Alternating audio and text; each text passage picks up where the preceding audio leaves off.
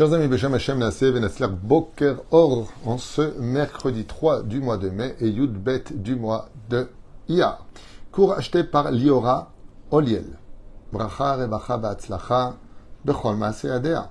Thème, pourquoi avoir des problèmes de Parnassa alors qu'on gagne bien sa vie? Très grande question. Jour dédié pour ses enfants, Ezra Avraham Chaim Ezra Avraham Chaim et Beila Dominique. Johar Banim, Liora, Elisheva. Qu'Akadosh Baruch Hu leur envoie une belle et longue vie saine, santé, réussite et toujours sur le chemin d'un Torah et des mitzvot, avec un très bon zivoug, les Atid Lavo Be'ezrat Hashem, et une belle famille, si je veux, jusqu'à 120 ans. Voilà les demandes de Hatzadika Liora Oliel. Alors, la question qu'elle pose est une très bonne question, surtout pour la fin des temps. Alors, il faut savoir que la fin des temps sera empreinte de dinim. C'est-à-dire que des fois, eh bien, c'est la bonté qui gère le monde, et donc ça va aller très bien. Des fois, c'est la rigueur. Plus le monde ira mal, moins il y aura de joie de vivre. Plus la débauche sera grande, et plus, selon le Zohar, ce n'est pas des enseignements de moi personnellement, je vous cite le Zohar, et plus la midat adin, c'est-à-dire que la rigueur du ciel sera grande. C'est comme ça que c'est enseigné dans la Torah. Plus il y a du chesed entre nous, plus on s'aime, plus on est respectueux, plus on est agréable, plus on est uni, plus on est respectueux de la Torah et des mitzvot, et plus le monde sera empreint de bonté. Ce qui fait que, des fois, on a tout pour être heureux, et il y a un truc qu'il ne le fait pas. Pourquoi? Eh bien, tout simplement parce que l'atmosphère, c'est comme quelqu'un qui va aller faire un pique-nique en famille, seulement voilà, qu'en sortant dehors, il fait gris. Et la pluie risque de tomber à tout moment. Eh bien, on annule le pique-nique. Il y a des moments dans la vie où, ce qu'on dit, il y a des hauts, il y a des bas. Il y a des moments dans la vie où, bémet, on va avoir une bonne parnassa, mais il n'y a rien qui le fait, comme si que tout est maussade, tout est grisaille. On ne comprend pas pourquoi on n'arrive pas à joindre les deux bouts. Ça, c'est une des explications les plus connues de la Kabbale. L'autre explication, qui, par contre, elle, est la plus célèbre, la plus réputée, c'est que mieux vaut un diamant que 100 cailloux. Le but, ce n'est jamais dans la quantité qu'elle se trouve, mais dans la qualité. Ce qui fait qu'on peut des fois gagner beaucoup d'argent, mais on n'a pas la bracha qui va avec. Et s'il n'y a pas la bracha, il n'y a rien. Ça veut dire que quoi que tu gagnes au niveau quantitatif, quand il n'y a pas la bracha, c'est comme si que dans le seau d'eau, il y aurait des trous. Ce qui fait qu'on a plein d'eau, mais tout s'effondre. Tout coule. On n'arrive pas à l'arrêter. Pourquoi on n'a pas la bracha? Il y a plusieurs raisons à cela. On va l'expliquer tout de suite. Elles sont reliées à plusieurs paramètres. Selon Rabbi Nachman de Breslev, eh bien, une personne qui gagnerait beaucoup d'argent, mais qui ne serait pas morale, il faudrait Zera Levatala par exemple, il regarderait des choses qu'il ne faut pas voir dans le judaïsme, eh bien, il retire la bénédiction de son argent. Ça veut dire que Dieu se retire en tant que bénédiction, donc il restera la somme d'argent, mais il n'y a pas la bracha avec. Et vous savez tous qu'il y a tellement d'histoires à raconter avec Rabbi Yitzhak de Berditchev, avec le Baal Shem Tov, avec Avraham Avinu, avec Yov. Yov avait la bracha dans l'argent. Il donnait une pièce, comme ça dit le Midrash. Il donnait une pièce à une personne, elle devenait riche avec. Il y a des gens, ils vont vous aider, ils vont vous donner. Il n'y a pas la bracha.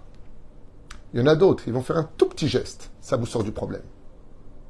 La bénédiction dans ce que nous possédons est l'essence même de l'âme qui donnera la réussite. Si j'ai la bracha dans ce que Dieu va me donner, même avec très peu, je vais faire beaucoup. Si j'ai beaucoup et que je n'ai pas la bracha d'Hachem, tout ce que je vais avoir au niveau de mes yeux, c'est énorme. Au niveau de l'action, ben, il ne reste plus rien. Lama, tzarich bracha. Qu'est-ce qui peut empêcher cette bracha-là? Première explication de Rabbi Nachman, on vient de le dire, les fautes dites sexuelles. Dans l'enseignement de Rabbi Nachman, de Breslev, il dit là-bas que ça touche ce genre de points. La deuxième chose, qui enlève la bénédiction, c'est quand on n'est pas shomer Shabbat. Comme ça dit le Zohar HaKadosh de Rabbi Shimon Bar Yochai, que celui qui n'est pas shomer Shabbat, il est maudit dans ses actions. Celui qui est shomer Shabbat, ou makor aberacha. C'est aussi marqué dans la Torah elle-même, dans la paracha de Kitavo. Maudit est celui qui ne fera pas ceci et cela, Vous regarderez là-bas. Juste un instant. Voilà. Eh bien, à partir du moment où je ne suis pas respectueux de Shabbat, qui est la source des bénédictions, l'argent que je vais gagner peut être quantitatif, et on le voit. En général, dans le monde entier, le jour où on fait le plus d'argent, c'est Shabbat. Quand tu ouvres le samedi, tu fais une coupe, des fois tu fais une caisse qui est plus grosse que toute la semaine. Et c'est exactement ce que nous enseigne la Torah. Tu as plus de quantité, mais tu n'auras aucune qualité dans cet argent-là. Ce que tu vas avoir ici, tu finiras par le perdre au fur et à mesure des années. C'est comme quelqu'un qui va, par exemple, troisième explication, trop travailler, donc il va avoir plus d'argent. Écoutez bien cette explication qui vient de la Gemara dans Masechet Rosh Hashanah. Pas directement la Gemara, c'est les commentateurs qui le disent, et c'est magnifique comme explication, qui disent que des fois tu vas travailler, comme dit le Rambam dans Ilchot Deot, 8 heures de travail. Plus que ça, tu t'appelles Hamor, tu es devenu trop matérialiste. Ce qui fait que tu vas gagner plus d'argent en travaillant plus. Mais étant donné que tu as travaillé au-delà de ce que tu devais prendre depuis Rosh Hashanah jusqu'à Rosh Hashanah, eh bien l'argent que tu vas gagner, tu vas le perdre. D'un coup, le pneu a changé, le frigidaire qui a pété, la machine à laver qui va plus, tu te fais arrêter flasher, encore 750 shekels, tu vas payer ça en plus. Alors d'un côté, toi tu dis, heureusement je gagne de l'argent, parce que j'ai tellement à payer. Mais de l'autre côté, si tu avais passé ton temps à travailler et aussi à aller étudier, garder du temps pour aller étudier, tu n'aurais pas eu ces problèmes qui seraient arrivés, disent les Chachamim. Ce qui fait que des fois, c'est vrai que tu gagnes beaucoup d'argent, parce que tu as travaillé beaucoup d'heures. Mais de l'autre côté, en réalité, si tu t'étais occupé un peu plus de ta famille, de tes enfants, la qualité de la vie, que toi-même tu mets de la bracha dans ce que tu fais. Mais si toute ta vie c'est métro, boulot, dodo, il n'y a pas de bracha. Où est la famille? Oui, mais comment on va s'en sortir? C'est Dieu qui donne la bracha. Et si tu fais ce qu'il faut en donnant de la joie à ton épouse, tu prends du temps un peu avec tes enfants, tu t'occupes de la qualité de ta vie, sache que Dieu met de la qualité dans ton argent. Comme une fois, vous le savez tous, alors que le Baal Shem Tov venait de sortir dans le souk, il voit un homme qui court à droite, puis à gauche, puis à droite, puis à gauche, puis à droite, avec des colis. Le Baal Shem Tov l'arrête et lui dit « Hey, qu'est-ce que tu as à courir comme ça ?» Il lui dit « Je travaille, j'emmène un colis du bout du souk à l'autre bout du souk. Je suis livreur. » Il lui dit « Et tu t'en sors financièrement ?» Il lui dit « Je gagne beaucoup d'argent, mais je m'en sors pas du tout. » Et il lui a dit le Baal Shem Tov « Et tu sais pourquoi ?» Et là, il lui a dit « Non. Est-ce que le Rav peut me le dire ?» Il lui dit « Parce que tu cours tellement vite après ta parnassa que l'ange de la parnassa d'Ikarnosa, il n'arrive pas à te rattraper, tellement tu cours après l'argent. » Il lui a dit « C'est pas comme ça qu'on gagne de l'argent. C'est pas en courant après l'argent. C'est pas en ruinant des heures de journée à ton travail et à ton bureau que tu gagnes de l'argent. Tu gagnes de l'argent dans la qualité de ta vie à toi personnellement.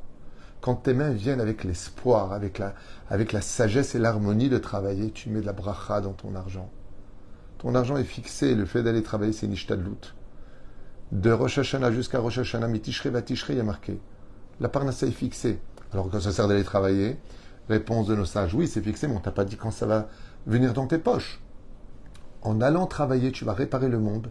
Tu fais un tikkun bezat apechatoch lechem, tu travailleras à la sueur de ton front, et tu viens aussi fixer par rapport à ton travail, que au lieu d'avoir, par exemple, j'ai n'importe quoi, 500 000 $ à l'année, que tu peux avoir à la fin, mais comment tu vas vivre pendant 11 mois, alors le fait d'aller travailler, c'est de récupérer au niveau des dates ce que toi tu as besoin de récupérer, mais la quantité de ce que tu dois prendre, tu l'auras de toute façon.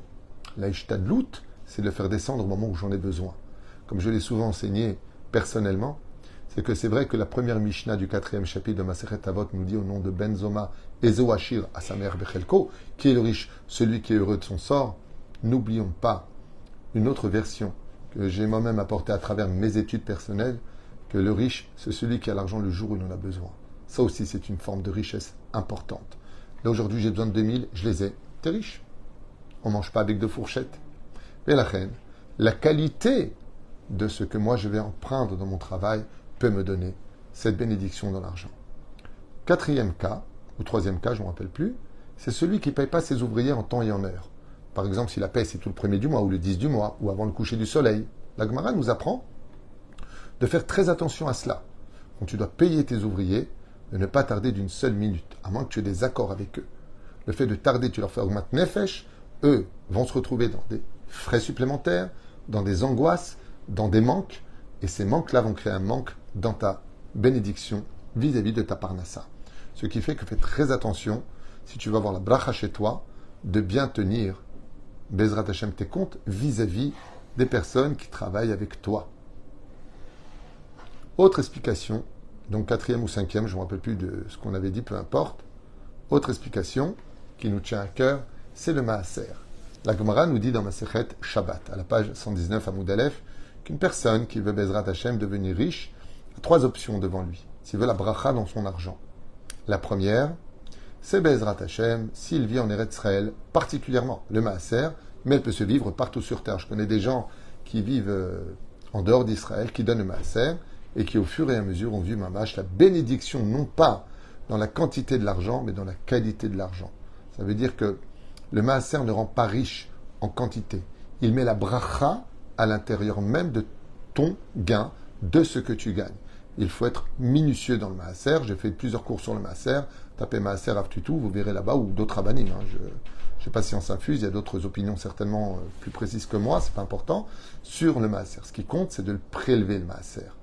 Et ainsi donc, on met la bénédiction à l'intérieur. Mashma Mikan, que si on ne prélève pas le Maaser, on n'a pas de bénédiction dans ce que l'on prend, même si le Maaser se discute aujourd'hui à savoir de quelle façon on doit le donner. Est-ce qu'il est traditionnel? Est-ce que c'est des rabbanettes? Est-ce que c'est des raïta?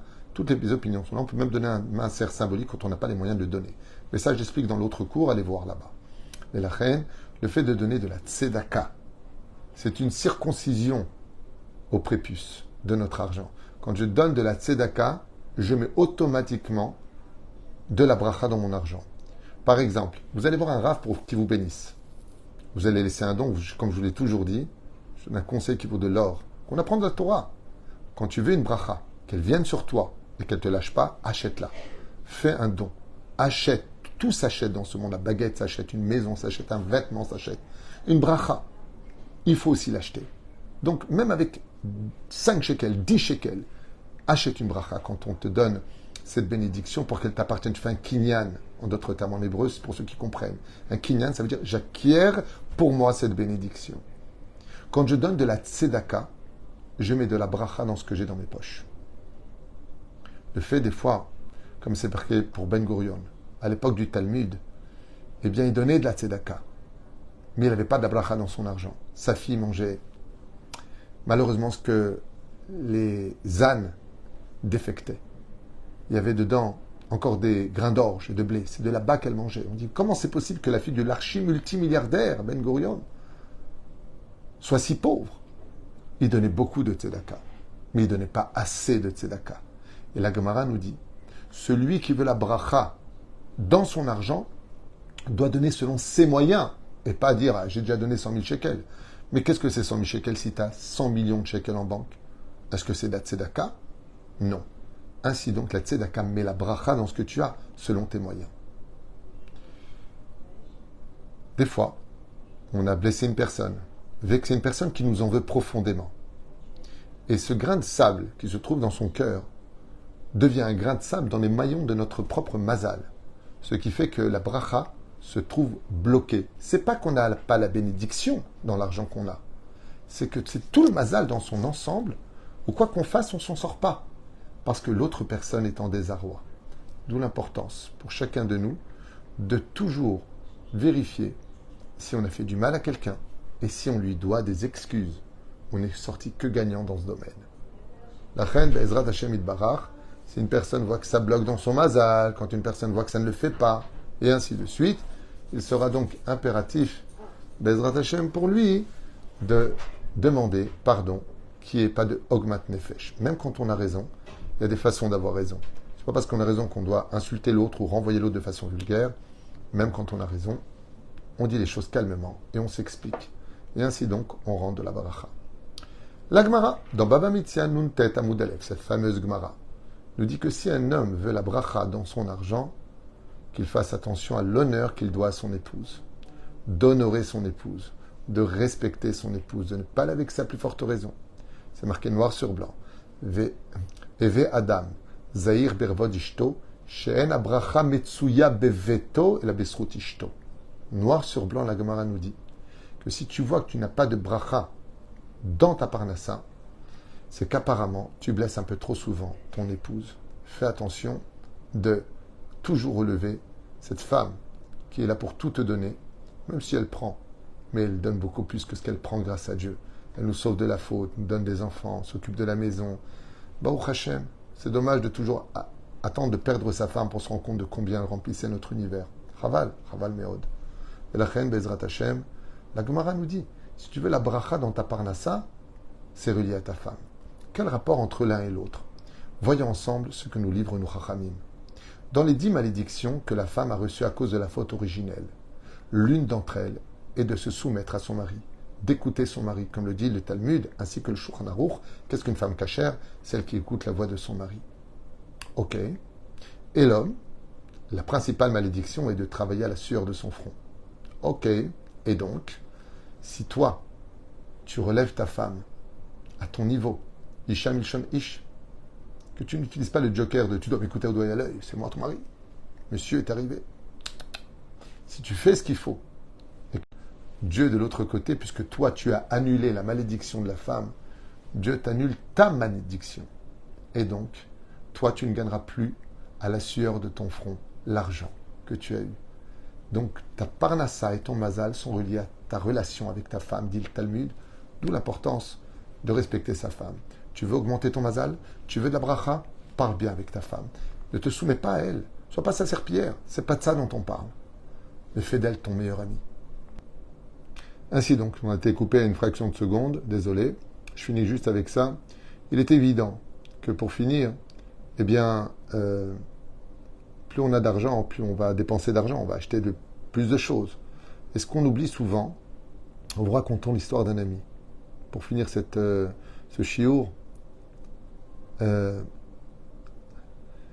une personne qui gagnait de l'argent, puis il a gagné de plus en plus d'argent. Et donc, il a eu de plus en plus de difficultés à joindre les deux bouts. Il m'a appelé, il m'a posé la même question il y a très longtemps de ça. Et je lui ai dit, dis-moi, qu'est-ce que tu as fait avec l'argent que tu as gagné? Il m'a dit, j'ai acheté une maison.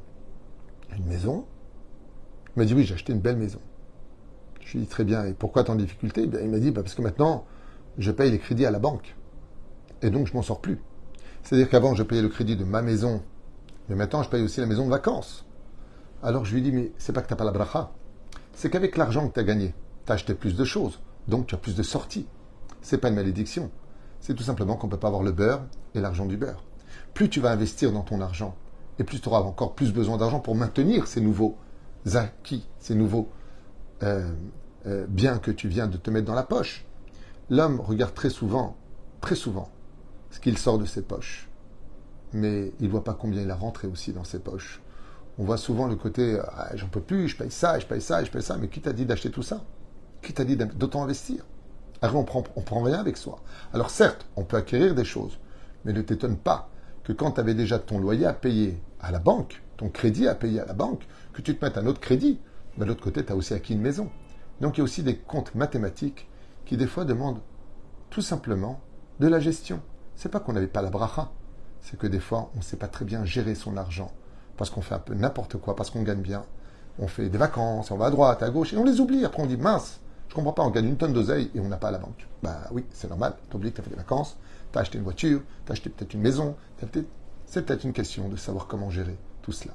Mais quoi qu'il advienne, la plus belle bracha qu'un homme puisse prendre dans sa vie, c'est tout simplement de comprendre que la parnassa vient d'Hachem et que quoi qu'il dise, quoi qu'il fasse, qu'il dise jamais moi je sais faire de l'oseille. Baruch Hashem, Dieu me donne une bonne parnassa. Mettez Hachem dans votre vie pour éviter le dernier degré que je voulais partager avec vous, c'est l'Aïn Hara. L'Aïn Hara enlève la bracha même dans l'argent. Mais la reine, quand on dit Be'ezrat Hashem, Bet Aïn He, c'est les initiales de Bli Aïn Hara. Quand on met Dieu avec soi dans son travail, on fait des cours de Torah dans son bureau, on parle que d'Hachem, on fait ses brachot, on a Hachem avec nous dans le travail. Comme j'ai l'habitude de le dire, le meilleur associé de la vie de chacun de nous, c'est de prendre Hachem comme associé dans tout ce que l'on fait. Et là, c'est pas simplement la bracha qu'on a, c'est la réussite totale sur tous nos chemins. Baruch Adonai L'Olam.